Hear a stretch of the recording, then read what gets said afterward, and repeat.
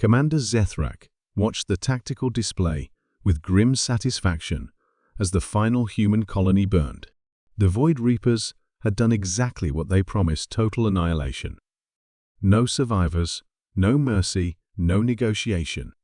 "The humans have been silent for 6 hours," reported his tactical officer. "Their entire defense fleet appears to have retreated to the Sol system." Zethrak's mandibles clicked with amusement.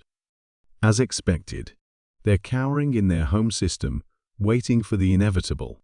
The Void Reapers were the galaxy's ultimate weapon mercenaries who specialized in complete genocide. When the galactic hegemony wanted a species removed entirely, they called the Reapers. No civilization had ever survived their attention. "Sir," the communications officer interrupted, "we're receiving a transmission from the human fleet." "Let's hear their surrender," Zethrak commanded. The main screen flickered to life, revealing Admiral Sarah Martinez on the bridge of the UES Retribution. But instead of defeat in her eyes, there was something that made Zethrak's confidence falter: excitement. "Attention, Void Reapers and Hegemony forces," Martinez began, her smile cold as vacuum. "You've just made a critical error. You see, humanity has been playing by galactic conventions for the past 50 years. Rules of engagement, civilian protections, proportional response, all that civilized nonsense." She leaned forward, and her grin became predatory. "But you just killed every single person on New Geneva. Men, women, children, elderly, everyone. Which means—" She paused dramatically. "The gloves are off." Zethrak felt a chill run down his spine. What is she talking about? "Computer," Martinez called out. "Activate Protocol Omega. Authorization Martinez, Alpha 77. The screen filled with data streams as human ships throughout the Sol system began powering up systems that didn't appear in any galactic database. "You see," Martinez continued conversationally, "humanity has been developing some very interesting technologies. Things we couldn't test in civilized warfare because they violate about 47 different galactic conventions. But since you've decided to play by no rules at all..." The first sign something was wrong came when Zethrak's sensors detected massive energy spikes from the human fleet. Then the space around them began to change. "Impossible," whispered the tactical officer. "They're manipulating space-time itself." On screen, Martinez was practically glowing with malicious joy. "Did you know humans discovered how to weaponize quantum entanglement? Or that we figured out how to turn stars into focused energy weapons? Oh, and my personal favorite nanoplague bombs that can dissolve molecular bonds on command." The Void Reaper flagship began receiving damage reports. Hull plating was simply ceasing to exist. Electronic systems were shutting down as their component atoms forgot how to hold together.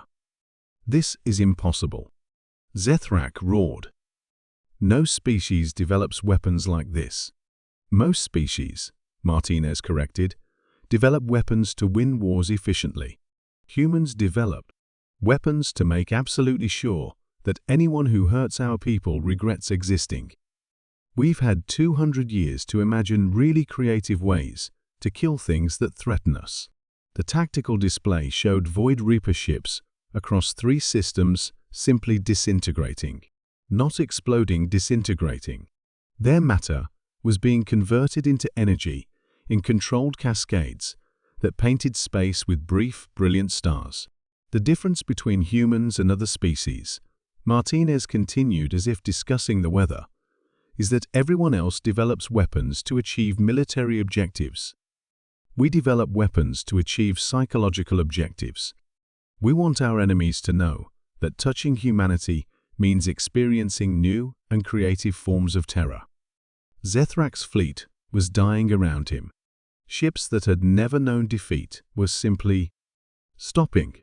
Their crews found themselves breathing air that was slowly converting to something toxic. Their weapons fired on their own ships. Their navigation systems plotted courses into nearby stars, requesting immediate withdrawal. Zethrak transmitted desperately. "Oh no," Martinez replied cheerfully. "You wanted total war. You killed civilians. You brought hell to us." Her expression turned genuinely terrifying. "So now you get to discover what hell looks like when humans design it." Across the battlefield, the remaining hegemony forces watched in horror as humanity's true military capabilities were revealed. Weapons that bent physics, tactics that treated reality as a suggestion, and an enthusiasm for creative destruction that made even hardened warriors reconsider their career choices. The Void Reapers, the galaxy's most feared mercenaries, lasted 17 minutes against a human fleet that had finally been given permission to stop holding back. Admiral Martinez's final transmission was broadcast throughout the galaxy to any species considering aggressive action against humanity. "What you just witnessed was us being creative. We haven't even started being efficient yet.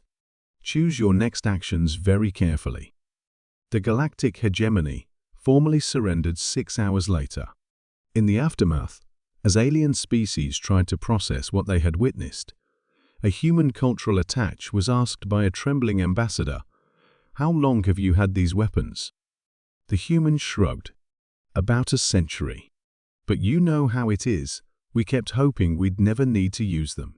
Turns out all we needed was someone stupid enough to give us a really good reason." The age of human restraint was officially over, and the galaxy learned why humans had been so committed to playing by the rules.